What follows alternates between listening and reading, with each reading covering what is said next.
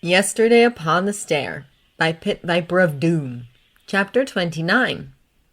And I don't know, that was it for me.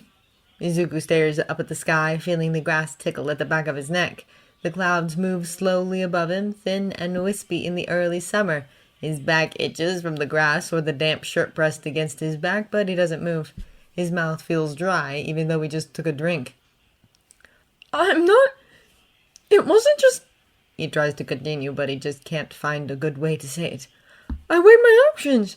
Or, I tried to, at least. And I thought of a couple ideas to win, or at least the beginnings of ideas, but they all depended on getting Bakugo to work with me, and I just didn't know how to do that because I already tried, and I didn't want him to hit me again.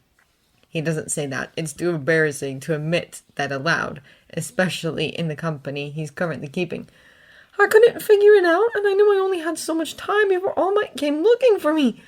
So I left. Bakugo went to try and find All Might, and I went straight to the gate. There's no answer for a while. Izuku can imagine what Uraraka might say, or Ida. They would reassure him and sympathize, whether or not they really approved. Uraraka would side with him for sure, and Ida might point out that they, of all people, ought to know the good sense in running from a hopeless fight. But Ida and Uraraka aren't here right now.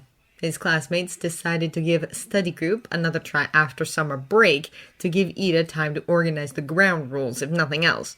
So it's just him and Todoroki, again like it used to be, and how he'll take this is anyone's guess. Sympathy isn't Todoroki's strong suit. Izuku can see how much he struggles with putting that sort of thing on display, and that his experiences has left him with lopsided standards for what is and isn't acceptable. Besides that, he has over 10 years of punching bag treatment to Izuku's 5, and he still finds the strength to face Endeavor every day. So maybe Izuku could have picked a better sympathetic ear among his school friends, but Todoroki is here and trustworthy, and Izuku could do a lot worse too. Do you think less of me? He tries to keep his voice neutral, as if he's commenting on the shape of the clouds. No. Todoroki answers readily enough. It's so immediate and characteristically blunt that... Really? Slips out before Izuku can think of an actual response. He can hear Todoroki shifting in the grass, uncrossing his legs to keep his feet from falling asleep. Did you expect me to? No. It comes out too hesitant for Izuku to simply brush it off. Maybe. I don't know. I guess I thought it'd take you longer to decide if the answer was no. He hesitates, swallowing in the hopes of dealing with his dry throat. So you don't think I should have stuck it out?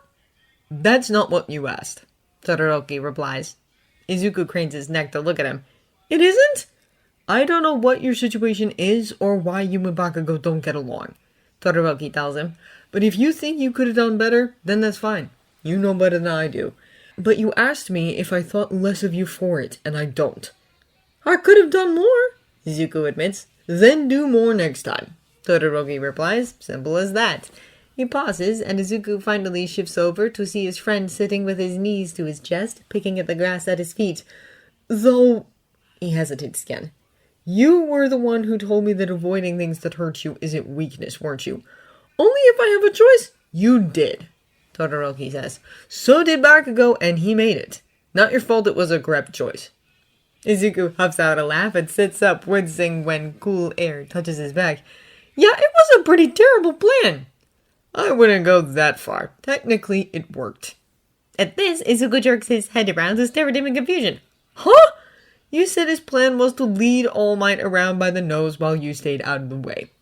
Todoroki points out, I don't see why you're so upset. You followed his plan exactly, and it worked. Izuku laughs. It starts as a surprised little snort, and in the next moment he's curling over and wheezing a little because honestly, he never thought of it that way. It's not a justification that Bakugo would ever accept, not in a million years. But Izuku will take it. And it's consolation coming from Todoroki, which somehow makes it mean more. Ready to go again? Todoroki asks, once he's done. Sure, give me a second. Izuku retrieves his water bottle for one more drink. Just a couple more rounds, I think. I don't want to be too tired for tomorrow. Todoroki blinks at them for a moment before he seems to remember. You're taking Kirishima up on his invitation. Yeah! Izuku allows himself an excited little grin. I don't think I've ever hung out in a mall with friends before. Oh, Todoroki says awkwardly, and Izuku remembers that Todoroki probably hasn't hung out at a mall with friends before either. We'll have fun. You're not coming? Izuku tries not to sound crestfallen. It's my last chance to visit my mother before we leave, Todoroki explains, and the apologetic tone in his voice makes Izuku feel unreasonable and whiny. Oh, I'm glad, he says, and he's not sure if there's a tactful way to say, sorry if my need for validation makes you feel like you have to apologize for taking the time to further repair your relationship with your mom. But he's sure that if he tries to find it, he'll only embarrass both of them. Luckily, tact isn't a requirement for launching the first punch in a sparring match. Sometimes the nice things in life don't require words. The Kiyashi Ward Mall is even cooler than Eijiro expected. To start with, it's massive. When they say it has the most shops in any mall of the prefecture, they aren't kidding. Eijiro wouldn't be surprised if it had more shops than the rest of them put together.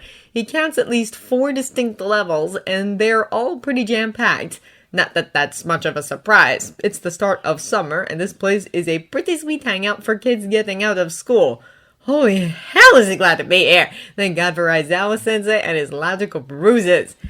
Almost the whole class is here. Kaminari, Ashido, and Sato are especially psyched, and so is Eijiro.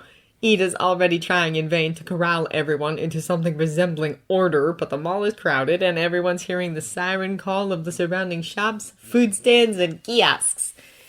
Eijiro already has his sights set on something to buy, but is not quite ready to run off just yet. He does a quick sweep of the area to see if anyone else is showing up. It looks like not everybody who said they were coming made it, which is a shame. He was really hoping to talk to... Hey, Kirishima! He startles in place and looks over his shoulder to find Midoriya standing there as if he's been there the entire time. Oh, hey, dude! I was wondering if you were gonna make it. Wouldn't miss it! Midoriya smiles back, but there's a nervousness in his face that Eijiro can't deny. You okay?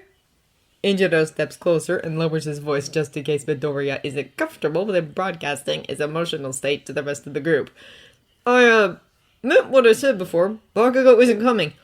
Oh, yeah, I believe you. Midoriya's grin brightens. It's just, it's a little embarrassing, but I've never actually done this before. Eijiro blinks. Done what? You know, malls, friends, hanging out. Midoriya shakes his head. Anyway, where are we going first? There's a whole bunch of places to choose from, and I have some ideas for what to get, but I don't mind walking around and browsing, because I might see something useful that I didn't think of, and I also don't really know my way around, but I guess there are directories and stuff, so that's not really much of a problem. Midoriya, my dude! Eijiro lets his head fall on Midoriya's shoulder, cutting off the nervous chatter. Chill, all is cool. Right! Oh, hi, Arabaka! Midoriya catches sight of a few of the others and waves. It looks like everyone who was going to come is now here. Bakugo is a no-show, and so is Todoroki, but that's not cool. Bakugo was never interested in the first place, and Todoroki isn't really the buddy-buddy hanging out type. Unless it's for sparring, apparently. Hey, Kirishima? Midoriya speaks up again, and the embarrassed look is back. I have an awkward question. Hey, look over there! Are those UA students? As crowded and bustling as this place is, voices still carry, and Kirishima glances over to see a group of other high schoolers whooping and fist-bumping at them. Yeah, those are the freshmen! Woo! Sports festival! Hot stunts! Wow, there are people who still remember us! Uraraka remarks. Yeah, Eijiro's sort of glad Bakugo and Todoroki didn't show up. They probably would have gotten mad. You can see Tokoyami surreptitiously hiding behind Shoji, and Eijiro can't blame him. Third place might be high enough to attract attention, and Tokoyami's not really strutting his stuff in public kind of guy. Sorry, what were you saying, man? Kirishima turns back to Midoriya once the rowdy high schoolers move off again. You had a question? Yeah, Midoriya shifts from foot to foot awkwardly. Did you really pass after all? The practical exam, I mean... I just remember Aizawa-sensei said something about remedial classes, but you're apparently going to the camp with us, so... And, oh, that stings. But Midoriya looks so embarrassed to ask, like he knows exactly how sensitive it probably is, that Eijiro can't even be upset. Oh, right, that... Oh, I forgot, you weren't there when Aizawa-sensei told us. Awkward! Yeah, apparently that was another play to get us motivated. Turns out we're going after all. Me and Sato and Kaminari and Ashido too. Eiichiro grins. I mean, there'll still be remedial stuff, but at least we get to go. Logical ruses, Midoriya mutters. Yeah, my brain's still a little scrambled, but hey, we're going camping in the woods and I get the gun, so you won't hear me complaining. By now, everyone seems to have a plan, and everyone has a different plan. Jiro and Yorozu are going off to look at kit bags, Uraraka needs bug spray, Ashido's going with her to look at camping supplies, and so on. You have your eyes on anything, Midoriya? Eiichiro asks. Wrist weights, Midoriya answers promptly. Huh, like what the teacher said on during the exam? Yep, Midoriya nods. That's where I got the idea. They were weighed down but still free to move, and their hands were free. I think it'd be good weight training. Eiichiro brightens. Well, hey, you could probably find stuff like that in sporting goods, and that's where I'm headed. Did you say sporting goods? Hagakure pokes into the conversation. Me and Kaminari need good outdoor shoes, so we could totally head there together. Sweet! Eiichiro brings his hands together. How about we set a meeting time and split up? We can get back together and grab some food when we're done. It doesn't take long to reach an agreement. Everyone is eager to run off, shop, and explore.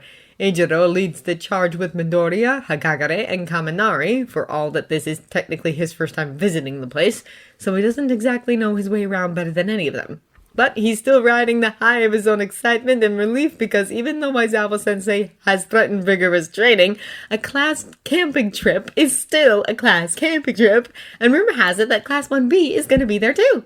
Maybe he can hang out with Tetsu if they have the chance.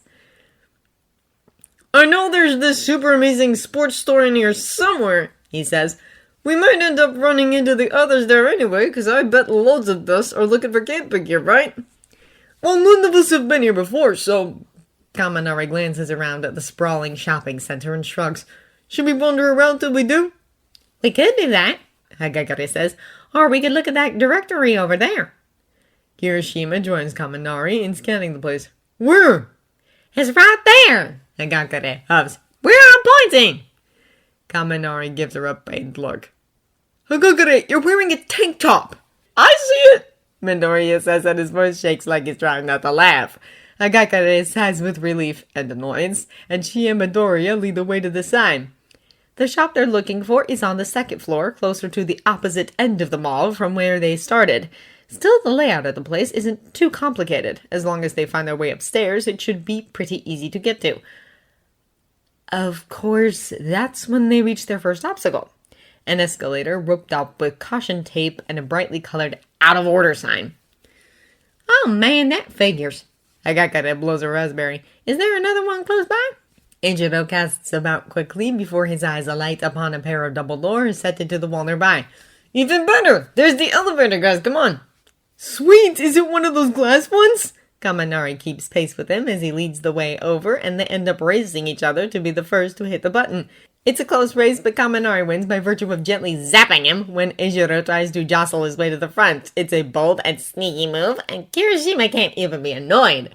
It is not, in fact, a glass elevator, but a normal metal one, which is a little disappointing, but hey, if the elevator ride was going to be the highlight of their trip, then that would probably make it a pretty crap trip, right? At the sound of Midoriya's voice, Eiichiro looks over his shoulder to find Midoriya hanging back and checking their surroundings. I'll meet you guys up there. Second floor, right? Huh? Eiichiro frowns. Come on, don't get separated now. It's pretty crowded here, and you did say you've never been, right? It'll be better if we stick together. I'm not going anywhere, don't worry. Midoriya flashes him a quick grin. Just trying to find stairs, that's all. Can't skip leg day, right? The elevator doors open, and Eiichiro rolls his eyes as he catches Midoriya gently by the arm. Come on, dude, I know you're hardcore, but you have plenty of time for leg day at camp, right? Kaminari and Hagakure are already inside, holding the doors open for them, and Kirishima tugs him in. You don't have to be hardcore 24/7, thud! Eiichiro swears he feels the elevator shake when Midoriya catches the frame. He doesn't just hit it, he slams it hard enough for all that he doesn't use his quirk. Shocked, Eiichiro freezes where he is, still holding Midoriya's arm. His friend hasn't followed them in. He's gripping the edge of the door frame with one white-knuckled hand just to keep Eiichiro from pulling him in. Kirishima, I will pay you cash money to let me take the stairs, Midoriya looks him dead in the eye, and Ichiro is too shocked to form a proper answer. What? I'm not kidding! Name your price! The desperate note in Midoriya's voice is what makes Ichiro let go, and Midoriya pulls his arm back like he's been burned. At the last moment, he sees Midoriya's eyes widen, as if he's only just realized what he said. He opens his mouth to say something else, then turns and hurries away. Kirishima takes a step to go after him, but the elevator doors slide shut in his face. Midoriya doesn't meet them on the second floor. Stupid. Stupid, stupid, stupid! Izuku weaves through the crowd, bumping and shouldering people as he goes, ignoring all the odd looks he gets as he hurries to put as much distance between himself and the others as possible. His heartbeat rattles in his throat and fills his ears with static. Dimly, he's aware of Rei close to his side, as she always is, but he can't talk to her, can't risk it, not when he's too addled to be discreet about it. That was stupid. He should have been braver than that, or if nothing else, he should have been smarter than that. But he wasn't, and now 3 of his classmates know, or at least have an inkling about something he's tried so hard to keep to himself, and they'll have questions. Questions that he won't want to answer because they're uncomfortable, empathetic, and humiliating, and what kind of hero panics over something so harmless and common? He should have kept his head. He should have slipped away before they got close. He should have snatched his arm back before Kirishima could pull him in. He should have gone ahead and met them instead of opening his stupid mouth and giving them the chance to argue. He should have bitten the bullet and followed Kirishima in. It's just an elevator, a stupid elevator, not even a closet. Izuku sucks in a breath that hitches in his chest. Avoiding things that hurt you doesn't count as weakness. He said that. He remembers saying that. He remembers Todoroki telling him he said that. But it's so much harder to follow advice than to give it, even when it's the same damn advice! His eyes burn but stay dry, and at least that's something. Even if he just humiliated himself, even if he dreads meeting them again later because they'll have questions, and Kirishima will look at him with sad, guilty eyes like it's somehow his fault Izuku has a weakness like that. At least he isn't crying. It's a close thing. Izuku is lost in his head as he makes his way through the throng. Eventually, his mind comes to terms with the fact that he has no real idea where he's going and no intention that might help him remedy that. He'll have to get to that sporting goods store eventually if he wants those weights. Or he could find a Baraka or Ida. Ida will be easy to find, but Tensei following him around like usual. That's it. He can find one of his other friends and follow them around to try to salvage whatever fun might still be squeezed out of today. If he needs to, he can always come back later or buy weights online or closer to home. He just has to calm down, breathe, get his head out of this mess of choppy emotions and back where it's supposed to be. It's only when he starts to do that he realizes Rei is urgently swatting him on the shoulder and hissing. Izuku blinks his way out the haze and back to the present, just in time to avoid crashing into someone. He swerves out of the way with a yelp, earning a bewildered look from a passing shopper. Izuku blinks back, matching their confused look before he glances back and realized he just clumsily pirouetted out of the way of a ghost. Rei jostles him by the shoulder and bares her teeth, glaring around him like a suspicious bodyguard. Faint alarm trickles into his veins, and Izuku follows her example to scan his surroundings. That's an awful lot of ghosts. The mall is already crowded, but the space between the shoppers are now filled with wide-eyed spirits, and their voices pitch above the white noise of conversation. Izuku can't quite pick out words, but what he does hear sends a crackle of fear up his spine. Moans and sobbing, quiet wailing, a few pitched shouts, all of them echoing in his ears and his ears alone. Sadness, fear, anger, desperation, despair. The dead aren't happy. There shouldn't be this many of them, not in a place like this, and not so suddenly, unless a whole lot of people just died simultaneously nearby, or... Are some of them looking at him? Izuku checks the news app on his phone, but there's nothing of note happening anywhere in Kiyashi Ward. He scans the crowd, spots a woman who seems lucid enough in spite of the gunshot wound in her throat, and creeps over to her. He sees her face change from anxious fear to shock when she realizes he's looking at her instead of through her. Excuse me? He keeps his voice low, barely moves his mouth. Is something happening? You can see me? Her voice shakes. You can see us? Yes, so please just... You need to leave. She presses her hands to his chest and seems shocked that she could touch him. You need You're the one in the photograph. You're not safe. Please, just leave before he finds you. Before who finds me? Her words twist his confusion into a tight coil of fear, and he almost forgets to keep his voice down. She grips his arms, and he feels her cold touch even where his shirt sleeves cover his skin. He's here. Dark jacket with the hood up. You're the kid in the photo, the one he's always talking about. You need to get out of here. Go home. She sees something over her shoulder, and her face goes a shade paler before she vanishes. Izuku chances a glance behind him, tries to be casual about it, and spots someone in a dark hooded jacket amid the crowd. Heart in his throat, he starts walking again. He uses the crowd to his advantage, or at least tries to. It's harder for him to hide in this crowd than it is for someone else to hide from him. But he tries to make do, ducking in where it's thickest, taking roundabout and circuitous routes through the mall.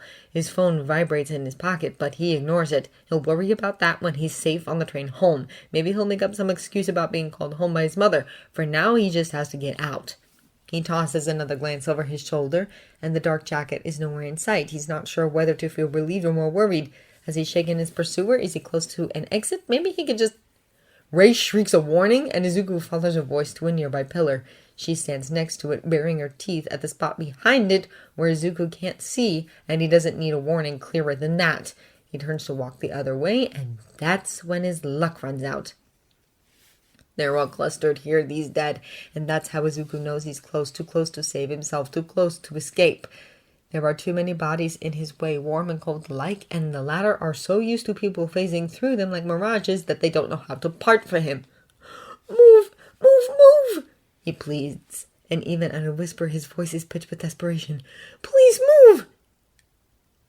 An arm settles around his shoulders, tight and heavy. No need for that. The voice is a familiar one. Izuku finds himself reaching for one for all at the sound, because what are laws and consequences to him when Shigaraki Tomura is close enough for his stale breath to waft so close to his ear? Before he can make a move, or even form a thought about what move he could possibly make, the arm shifts. In the next moment, there are 4 fingers on his neck, rough and dry, with untrimmed nails digging into his skin. Clever you, spotting me so quickly. Shigaraki murmurs close by his ear, and Izuku can barely hear him over the static ringing in his head. Oh wait, that's not his head, it's Ray. Ray's here. Izuku gropes through empty air until she reaches back and clutches his hand. He can feel the bones in her fingers shifting, forming something long and misshapen and grotesque. Don't struggle, Shigaraki advises. We're just old friends catching up, yes? Just talking. That's all I want to do, is talk. Don't struggle. Maybe take a moment. Breathe slow. Don't let anyone know or else. I have 4 fingers on you. You remember what happened when I had one more. The memory flashes across his eyes, unwelcome and sickeningly vivid. Aizawa-sensei's arm, the sleeve crumbled away and the flesh quick to follow. It's slow. The fingers twitch against his neck. What was that? Your quirk. He's good at this. At observation, at analysis. He can do this in his sleep, so why not do it amid the fear? If you could dust me with one touch, you'd have done that to Aizawa-sensei. It doesn't work that fast. Of course. He swallows it. No, better not do that too much. It makes his throat bob closer to that 5th finger. You had his arm, not his neck, but I'd give myself a few seconds at least to get out of your grip before it reached anything vital. It'd hurt, but I could survive. He has to pause there because he knows those chances are slim. And even if I didn't, I wonder how many heroes there are in this crowd. He keeps his grip on Ray's hand because he can hear her tensing, gathering herself, ready to make her objection known one way or another. He jerks on his grip until she looks down at his free hand and the words he's spelling out at his hip outside of Shigaraki's field of vision. Don't. If he panics, he'll touch. She squeezes back and keeps quiet. I wonder how many people I could kill before any of them reached me and took me down. Shigaraki answers, and Izuku has to risk swallowing again because it's that or gag. Look at them, all those little NPCs running around, like little bags of XP. He sighs with something like longing. That's the difference between you and me. I don't care how many people I kill on my way out. He feels it, the panic coming in as inexorably as the tide, each wave bigger and higher until he's ready to drown. In his mind, he thrashes and flounders, desperate to stay afloat to keep his head above water and keep breathing. He's a finger's width away from being dust on the ground. He's so close to death. He's never been so close to death before. The icy grip on his hand tightens, and the chill spreads through him like thorny vines, reaching ever closer to his core. They prick as they go, returning the feeling to things that were otherwise muted by encroaching panic. Hope and joy are quick to drown like sparks plunged in water, but then the chill reaches his anger, and it blooms warm in his chest. He's never been so close to death before. What is he talking about? He's been close to death since he was small. He's been surrounded by things that only he could touch, that only he could be hurt by, and Shigaraki is volatile and hungry for death and destruction, but he is not one of them. Shigaraki grips his throat, but Rei grips his hand. You are only a man, Izuku thinks. A man who eats and sleeps and breathes, and my friends are scarier than you. That's better, Shigaraki says. Come on, hurry up. Let's have a seat together, shall we? He lets Shigaraki guide him to a bench and sits down gingerly with him, mindful of how close that finger hovers over his neck. He can't risk a deeper breath before he speaks. So, what did you want to talk about? You're annoying, Shigaraki tells him. I'm sorry. Shut up. His fingers twitch and Izuku presses his lips together. You want to know why you're annoying? Because I can't decide whether I hate you or not. He hisses through his teeth. You piss me off. But you know who pisses me off the most right now? The hero killer. That's reasonable. Izuku hopes his voice sounds as calm to Shigaraki's ears as it does to his own. He wishes he could control his own heartbeat because Shigaraki must be able to feel it with his fingers positioned where they are. It's partly your fault, Shigaraki snarls. Because you ran into him. You fought him. And now everyone's talking about him. His fingers tighten again, nails digging into flesh. About him. Why aren't they talking about me? Izuku keeps silent, not sure if that's meant to be rhetorical or not. Of course, if it's not, then he might piss off his captor by taking too long to answer. He can't risk turning his head to try to gauge his expression, not without possibly bumping his fingertip. That's what pisses me off, Shigaraki goes on. I did so much, right? I released those Nomu in the city. I attacked the USJ. I infiltrated UA, and nobody's ever done before. Ever. And what do I get? Nothing. Nobody. Everyone only cares about Stain. His breath rattles harshly in his throat. Sorry, Izuku says. He's trying to come up with a plan, but all he can think of is exactly what he's already doing. There's no promise of help coming like there was at the USJ or when he fought Stain. He can stall for time, but for what? He can't risk going for his phone because Shigaraki is close enough to feel that, and there's no way in hell Izuku is luring one of his friends straight into Shigaraki's hands. All he can do is keep Shigaraki talking until he gets bored, and maybe if Izuku is very lucky, all he'll do then is leave. Sorry for what? Shigaraki snaps. Tried to keep it quiet, Izuku says. Fought him in a dark, empty alley and everything. No witnesses. I didn't even get credit for it. Shigaraki hisses through his teeth again, but he doesn't dig his nails in this time. Then why? Why does everyone like him so much? You might be asking the wrong person, Izuku says. He stabbed two of my friends and knifed me a couple times, and most people haven't had that happen to them. I have, Shigaraki snarls. When we told him to join a little party, he stabbed me and Kurokiri. That must have been awful. There must be some reason, Shigaraki goes on. And you're no help at all. Whatever Shigaraki wants, he still hasn't gotten it yet, and Izuku scrapes his mind together and tries to wrap it around the question. He falls silent watching the crowd. The dead watch him back, waiting, always waiting. They're wondering if he's going to join them, if anyone's going to join them today. Everyone is waiting for Izuku. The ghosts are waiting for him to survive or to die. Shigaraki is waiting for him to answer. Hiroshima and the others are waiting for him to meet them on the second floor. His mother is waiting for him to come home. He can't afford to keep them waiting. What's your favorite video game? He asks. He feels Shigaraki go still, and this time he risks turning his head just slightly. His first glimpse of Shigaraki Tomo's face is not a pleasant one. His skin is almost gray, with pale hair falling into his beady, bloodshot eyes. Tiny scars and nicks mar the skin, and his lips are chapped and bloodless. Izuku averts his eyes again. What? Shigaraki says at last. I know you like them. What's your favorite? His own lips feel dry, so he runs his tongue over them. Mine's Undertale. Shigaraki is silent and still for a few moments. Just when Izuku is starting to think he won't answer at all, his captor's raspy voice reaches his ears again, less of a snarl than a subdued mumble. I like BioShock. That's a good one. Izuku almost nods in agreement, but thinks better of it. I bet you always harvest all the little sisters, huh? You get more Adam that way. Shigaraki snaps. What's your point? People like a good story, Izuku says. Most people. Everything happens on the news, not to them, so it's just a story to them. And a good story needs a good villain, right? He doesn't wait for Shigaraki to answer. BioShock has Andrew Ryan and Frank Fontaine, and I guess depending on how you play, you could end up the villain too. He swallows against the tickle in his gag reflex. And all those villains, they all want something, right? Fontaine wanted money and power, and Ryan wanted to be free, Shigaraki muttered. He wanted to do what he wanted without any parasites telling him what to do. For a split second, the grip tightens enough to close Izuku's windpipe, but it loosens again. Free will. No stupid laws. Izuku can hear his teeth grind. That's what I want to. What's your point?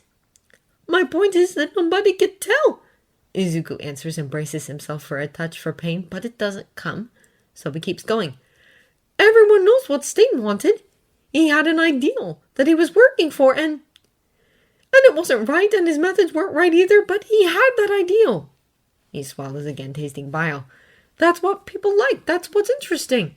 And nobody can tell what you want. You just destroy stuff, and that's not interesting. But I want to destroy things, Shigaraki snarls. I want to break the things I don't like. What for? The only reply he gets is silence, broken by the hum of activity around them. Shigaraki is quiet, thinking, and Izuku isn't sure if he's thinking about the question or considering whether or not to kill him. I guess people like villains who break things in order to make new ones. Izuku pauses. His eyes are starting to burn, and he prays that they won't spill over. Andrew Ryan wanted to make a utopia. Stain wanted to make a better world. He blinks back tears. Is there something you want to make, Shigaraki? The silence stretches further, and Izuku has run out of things to say. His analogy has run its course, and still nothing. Shigaraki is still here. The ghosts are still here. Rei is still here, and I decided, Shigaraki says, and his voice is brighter now. It's almost lively. I've decided. I think I like you, Midoriya Izuku. His grip loosens enough for Izuku to turn his head again, and he comes face to face with a nightmare of a smile. There's something different now, something heavier in the air, like a new layer to Shigaraki's eerie presence. It's barely a fraction of what he feels from most poltergeists, from what he felt from Stain moments before his fall, but it's similar enough to bring the bile creeping up his throat again. So Izuku does what he always does when death is staring him in the face and the fear is too powerful to trick. He parts his lips from his teeth and smiles back. Thank you? Shigaraki's head turns to look for the voice, which is good because Izuku's smile takes on a desperate note when he recognizes Uraraka's call. Ah, so you had company. You should have said. I should have known your little friends would be running around here too. The hand leaves his throat, and his grip was never hard enough to throttle, but Izuku's next breath shudders on the way in all the same. Rei hugs his arm, and that's all that keeps him from pitching forward off the bench. Now, free to move, he spots Uraraka and Kirishima weaving through the crowd. Uraraka's phone is in her hand. Well, see ya. Shigaraki rises abruptly from the bench. Don't try to chase after me. You know what'll happen if you do. Uh-huh. Izuku's head swims. Shigaraki? Yeah? What about All for One? His voice cracks. What's he trying to make? Shigaraki turns his head just enough for Izuku to see the curve of a smile. Wouldn't you like to know? Maybe you'll get to ask him someday. And with that, he's gone, vanishing into the crowd. Izuku struggles to his feet just as Uraraka comes rushing to his side with Kirishima close behind her. Thank you, I got your message. Whatever his face looks like right now, it must not be good because Uraraka goes pale when she sees him. What happened? Are you alright? Who was that? Kirishima asks, twisting around to search the crowd. Oh, that was Shigaraki! Izuku replies faintly. The wave is back again, higher and heavier than ever before. He's used up the delay. He wanted to talk. Can you guys call someone? If one of them replies, he's beyond hearing them. The dead are filtering out of the crowd once more, and Izuku knows that Shigaraki will be long gone before any police or heroes reach them. He makes it to the nearest trash can before being violently sick.